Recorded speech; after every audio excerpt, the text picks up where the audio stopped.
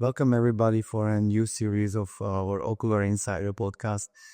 Today I'm coming from an interesting eye clinic from Denmark and sitting with great two interesting doctors. So let me to introduce to them Professor Miriam Kolko and the doctor Kim Holmgaard.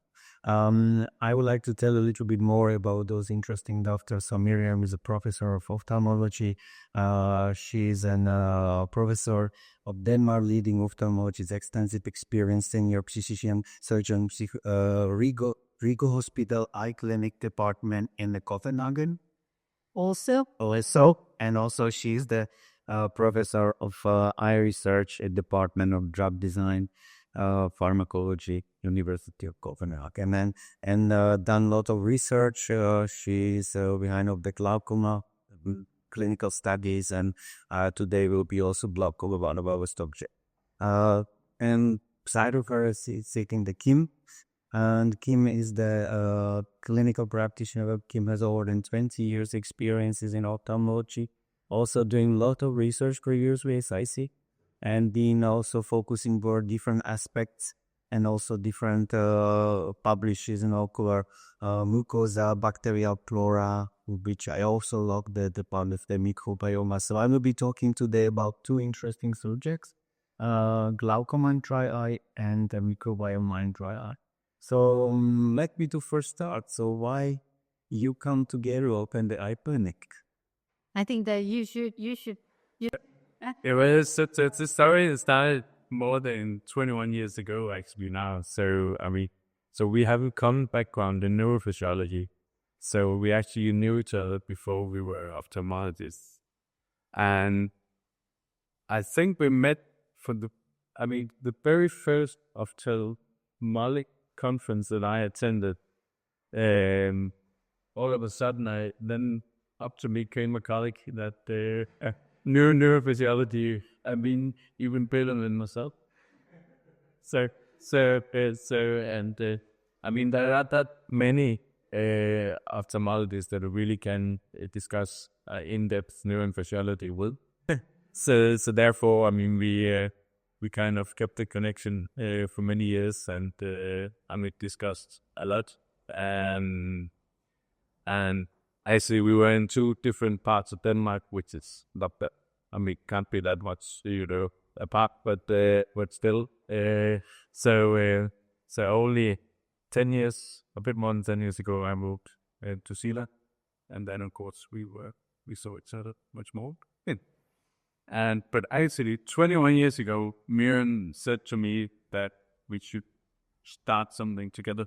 No, already at that time, yeah. And she gave me, and she told me, she never ever had like this card, business card. And actually, she did give me that at that time, so I could prove her wrong on that one. Oh, it's actually a funny story because I really have been thinking about a business card, but I hadn't done it. And then I said to Kim, I've never had it. And then he goes to his wallet, and bring out a business card from me, like when I was very young. You kept it all these. I'm like, okay, that's my kicks. It's an interesting motivation to start a business just to have a business card. Yeah. Okay, but I believe this is not the key point. You, as a scientist, have a lot of, interesting topics that you've been doing. So, Miriam, tell us why glaucoma?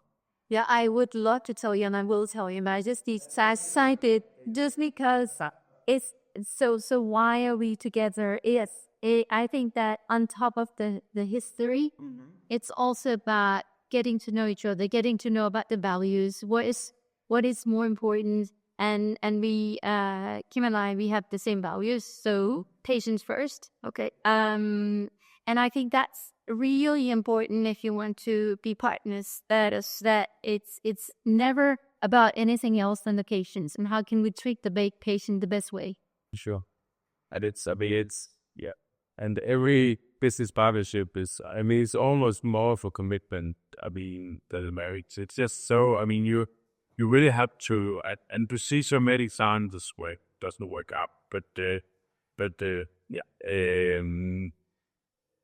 having such a long shared history really also is quite reassuring. And then, what's in doubt? That's a good idea. Right. It's nice to see that some, business marriages works. Yeah, this is also good because who is the mostly benefiting, like you said, is your patients. Yeah. They benefit from your motivation, from your care, from your passionate focus for their problems. So that's great. That is, I believe, that the most working solution. We should also think about it our personal life. To think about it, how to find a balance. And we complement each other quite well. So that our patients really benefit from our shared knowledge. Yeah, it was, such a blessing. And you are so, we're both very eager to be innovative and develop and always improve. So and you need to, when you implement research, when you implement quality control all the time, obviously it's going to take up time.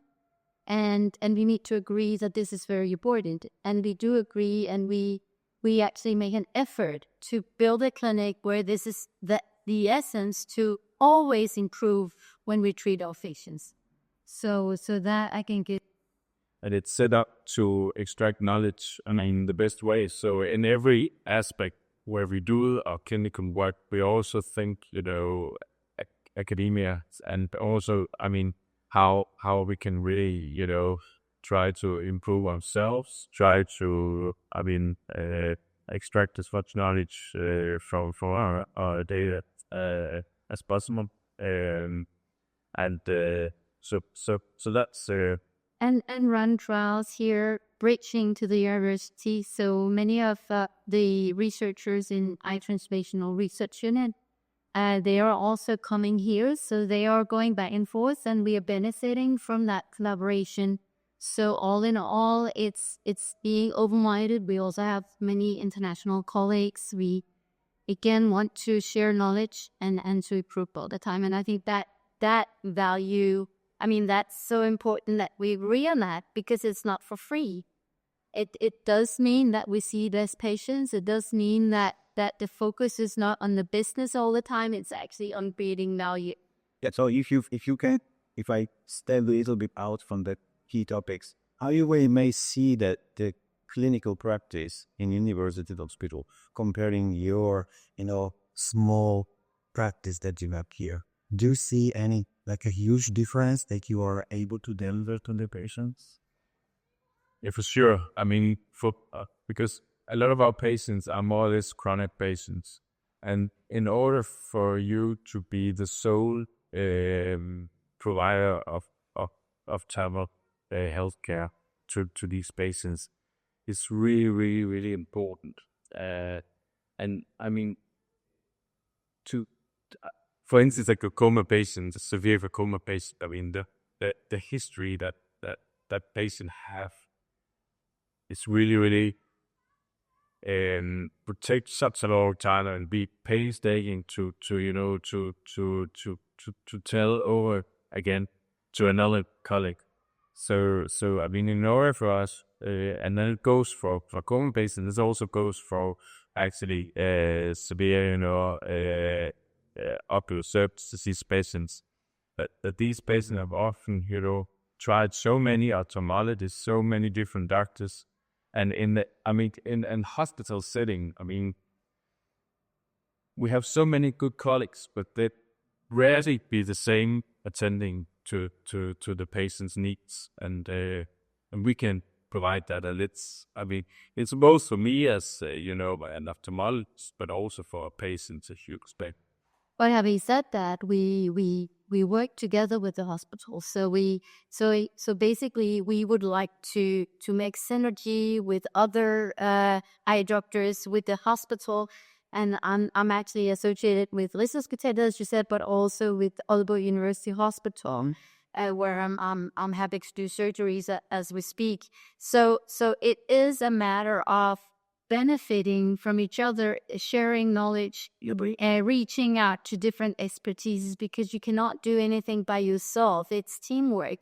So it's always teamwork around the patient.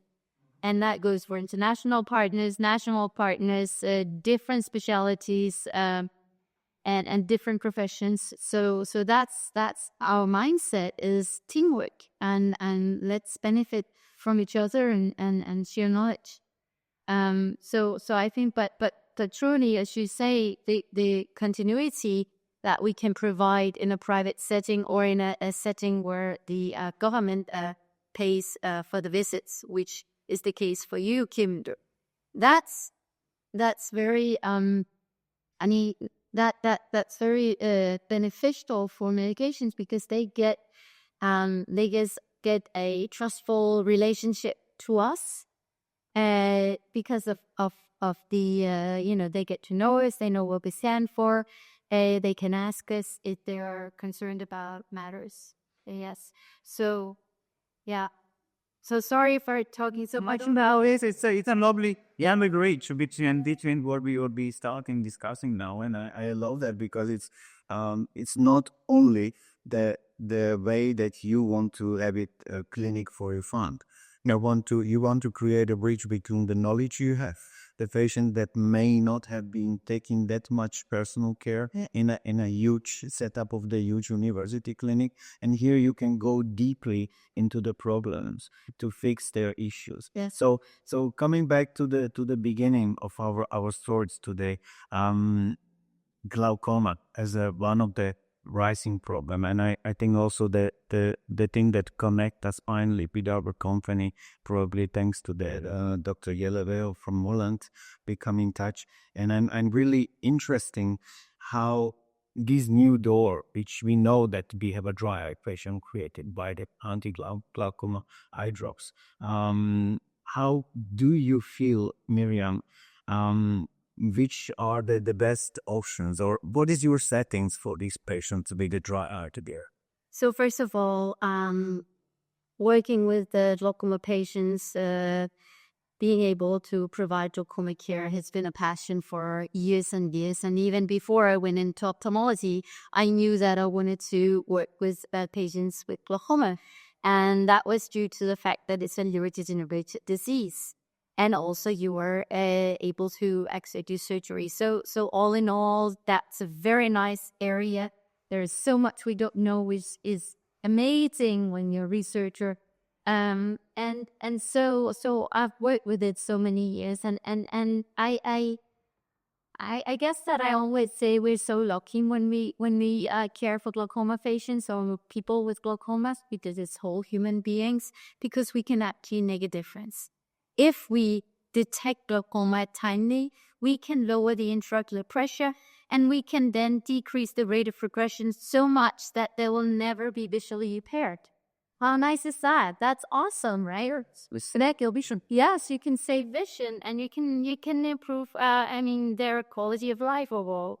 Now, there are challenges when we care for glaucoma patients. If the patient is so lucky, or the human being is so lucky, that they're detected timely and we start treatment, unfortunately, treatments come with side effects, and the major side effects is irritated dry eyes. Mm-hmm.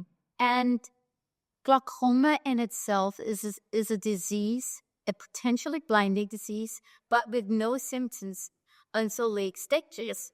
So the people with glaucoma, they don't know they have the disease, and very often when they recognize, they did not know it's by chance, because they were examined due to other reasons here, and then we start treatment, and then we all of a sudden give them side effects. We give them some symptoms. They did not have anything. They were totally happy, and now all of a sudden they may have red eyes, stinging eye drops. People are asking them if they're sick or alcoholic, or tired, or they also get side effects. I mean, they get diphtheritis actually sometimes, and in the quite severe upper surface symptoms. And you see that. And then obviously we have gotten the SLT, the laser treatment, which is beneficial for first-time treatment. We also have surgeries and new developments in surgeries so that you can actually perform surgery earlier, which is very good. But still, the major treatment strategy for glaucoma patients, that's still eye drops. And then you can say, okay, we are treating the disease, we're decreasing the rate of progression, that's nice, but we need to take care of all the side effects that we actually provide our patients with. And what do you do then? That's where, that you guys come into the picture. That's when we start being interested in dry eye disease. I myself did not, focus much on the ocular surface until a few years back. It's embarrassing to admit, but that's the case. And I think that goes for many glaucoma specialists, that the ocular surface is second. I'm just writing a review, hopefully it will be published, where I go into depth with that. We need to care for the ocular surface. And so what can you do? Well, first of all, eye drops very often come with preservatives, in particular benzalkonium chloride, which is a toxin. Remove benzalkonium chloride from eye drops for chronic use. That's one of our major focus areas, and we are working together with the Danish Glaucoma Society, with the Fight Society Denmark, the Patient Glaucoma Association in Denmark, to actually be loud about it, to have the politicians understand that benzalkonium chloride should not exist in anti-glaucoma eye drop for chronic use. Neither, maybe even worse, should it not be allowed to add to artificial tears, which would then be the second choice, right? We have a glaucoma patients, we start treating with anti-glaucoma eye drops, they get severe ocular surface symptoms, and we start artificial tears. And in about 30 to 40% of our artificial tears in Denmark, they come with preservatives. That should simply be illegal. So, first, limit the amount of benzalkonium chloride. Even better, remove benzalkonium chloride from the eye drops. Reduce the number of eye drops, maybe adding SLT or some surgery. And then, when you then have done that, obviously it's not only about preservatives and other inactive ingredients, which are not really inactive, but we call them inactive. It's obviously also about the active components, the active products. They themselves can also be bad for the ocular surface, but they're necessary, right? You need them because we need to lower the intraocular pressure, despite the fact that it's not the cause of glaucoma, but it is one of the major risk factors. And it's the only risk factor that we can, in an evidence-based way, treat. Now, so we need that. We need to lower the intraocular pressure. So what's next? Remove the preservatives, limit the eye drops so that you only treat as needed, no over-treatment. And then you still have the ocular surface symptoms or disease even. So then you have to examine the ocular surface. You have to look for blepharitis demodex. You have to look for inflammation. What is the degree of inflammation? How is the meibomian gland functioning? Is it dysfunctional? And how is the breakup time? What is how does the tear fluid look? Maybe you want to look for inflammatory markers. What's the amount of tear fluid? Do you have like a very low production when you do the Schirmer test? All these matters are actually quite important, because then you know where the issue is. And that's where you guys come into the picture, right? Because you are experts, and that's why we're starting really for some years. On top of we're also doing research within this area, we started to collaborate a lot with the we call them ocular surface people, which is another group of people that glaucoma specialists, right? So we need to bridge this, and here we find out that there are something like that. No, so that's actually a way to start. First, you need to understand that there is an issue. Yep. Then you need to understand what can you potentially do about the issue. And then you need to do it. And now we're starting to actually say, yeah, we can actually help these patients. We can help these human beings. We can make their well-being better by actually taking them serious by treating the ocular surface. So how do you feel in your experiences so far combining the anti-glaucoma drugs together with the modern modalities for a dry eye treatment? Would it work for the patient? Would it be the solution how to live better quality life? Definitely. And I'm not saying that we can remove all the issues as long as we are adding eye drops to the eyes. And I'm not saying that we should stop using eye drops because it is a nice treatment. Lots. But you can stabilize it. You can make better. You can start just taking the person in front of you serious. I mean, if you see that there are a lot of issues, patients, and you see how are you, how is it going with your use of eye drops? Do you have difficulties? Do you have side effects? And then he will see that it being lightening up because finally somebody actually asked about it. Somebody saw me. Somebody saw that it's an issue. And it is this ophthalmic paradox that, almost 1/3 of our patients have actually ocular surface problems. But a very few ophthalmologists actually really, have a deep understanding and an interest in helping these people. And if we were not to, have that as one of our main goals to treat these patients, who were we to treat them in the first place? So, but oftentimes ocular surface has, been neglected and has been seen as, that that's just an addition to what which, our main treatment, right? But for the patient, it's just for many of them, for their, for their quality of life, it's just, for them, it's the most important thing. And oftentimes when our treatment fails, it's because we don't really care for that. So let alone for the reason to have, good compliance with our patient. We better take the ocular surface serious. I definitely agree with you that this is a very great message to all the doctors in the world. So once you have a glaucoma patients, to understand that, on one side you try to help, on the other side you creating something that is really irritating. And I also understand this is a crazy mood factor, So how the stomach and the lifestyle, based on your specialty, Kim, would come in the role. Yeah, so I find it a bit odd that. So when I start to look at, how on the normal flora in the eyes, our knowledge is very, very scarce. And ophthalmologists, they tend to perceive the commutator as almost like a sterile thing, which, compared to any other mucous membrane in the body, that's crazy. And oftentimes we treat, patients with severe ocular surface disease with antibiotics. And then we also, the hemostasis with dexamethasone or any steroids. And probably, we really don't do that many patients a favor having that. And imagine, isn't it because it's the most innervative, part of our body that has also very, very much sensitive to end changes? Could it be?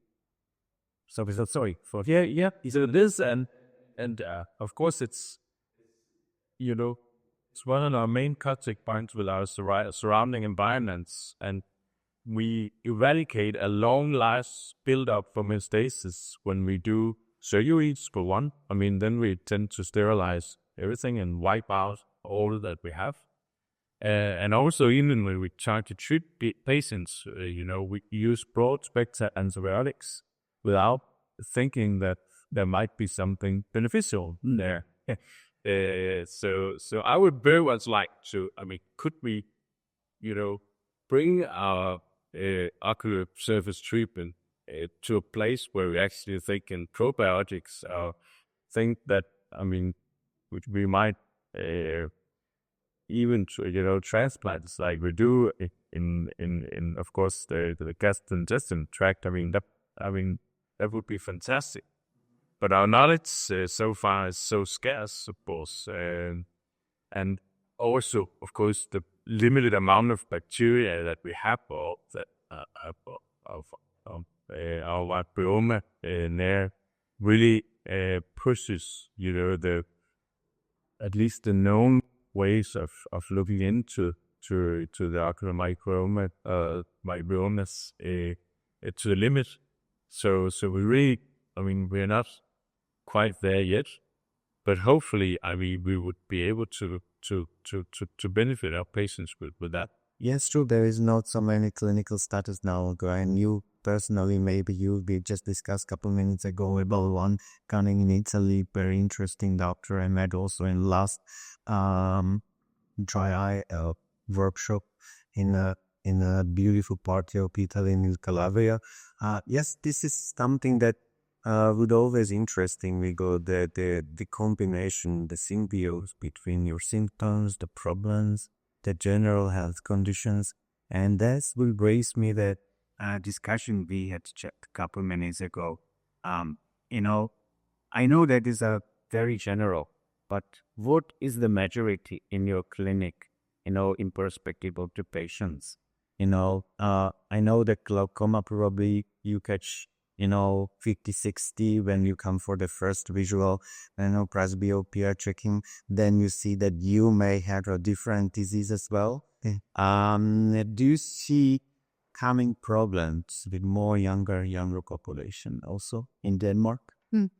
Yes, obviously, as we have discussed, young people are having a lot of work in front of the computer and their iPads and mobiles. So they would probably be more prone to dry eyes. There are different groups. I think that we will see dry eye disease also in younger populations or in younger people. So it's just, I think it's been underestimated how it affects the well-being of people. And the thing is, we can actually do something about it. So why not do something about it? I think it's going to be hopefully more recognized as other diseases that have previously not been recognized but are we're improving our knowledge, and by improving knowledge and awareness, then they will be more recognized, and more eye doctors in our case, but physicians or other treatment groups will then take it into their regimes of treating the population. So is there something specific on Denmark that you would say that it's not visible in other parts of the world, that you would say that through your population is very specific, weather conditions, the living style of Danish people, that you would name it? Well, I would say that many of our patients, and this is not evidence-based, but that's a feeling, during the summer, they have less symptoms than during the winter time. So I do think that the weather conditions can actually be a factor. I think that obviously the screen work we're talking about, the different kinds of screens, can be an issue. And I think that there can be geographic differences, demographic differences. What is your work? Are you outdoor or are you always working indoor? What is the indoor climate? There are so many different things. Allergies are also to be considered when you work with the ocular surface, and there is a lot of different allergens, and allergies just becoming more and more common. Yeah. So there are so many different things to take into consideration, and as with other parts of medicine, you need to stratify your treatments when you're dealing with the ocular surface. In general, you need to find out what is the problem, what tools do we have to solve the problem, and then start systematically, right? We also are using a questionnaire. I think that the subjective symptoms are very important, because you don't want to treat somebody that doesn't have any issues, right? That's going to be over treatment, and you're not going to have any treatment success. Whereas sometimes the symptoms are not really fitting the objective science. Yes. Yep. And if that's the case, I personally think you should go with the subjective science, because that's the human being that sits in front of you. That's the person you need to know. Well, thank you so much, and I'm sure that we can have a next part of our discussion, and I'm sure that will be much more interesting for the new protocols that you are trying to create together with new modalities. So I'm looking forward for the next discussions, and I also want to see this symbiosis like you created between the diseases and ocular surface health, and to improve the total feeling of the patients to get satisfied and to improve the lifestyle. So I'm sure that those who are watching us or listening on the Spotify would enjoy very small opening the door to the glaucoma and dry eye, the problem with multifactorial part of the stomach, and what we live, what we eat, how we basically spend our time. And I'm happy to have this nice co-partner, again, Professor Miriam Kolko and Kim Holmgaard. So been very happy to be here in Denmark in your beautiful clinic, and wish you a nice day, and stay tuned for a next episode of the Ocular Insider. Thank you, Miriam. Thank you. Thank you, Kalu.